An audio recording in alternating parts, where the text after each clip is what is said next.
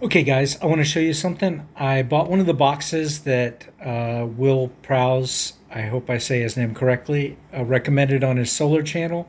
I have a hand cart system with, one battery and one inverter. Actually, I have two inverters, but I only use one of them. But anyways, I wanted to show you what I got when I ordered the one that had the single ground cable that was jumpered between them. So this is the box that just arrived. Mine came with instructions, which is really cool because a bunch of people noted on their comments that it did not have it.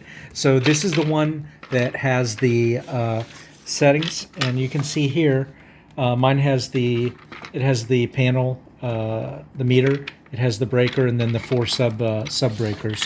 So you can see mine has one ordered as of July 2026. It came with a ground wire from each socket, or is that a neutral? You guys will know. Anyways, the wire that was jumpered between the other ones now all have individual wires, and the wires look good. They look pretty thick. I think they'll work for.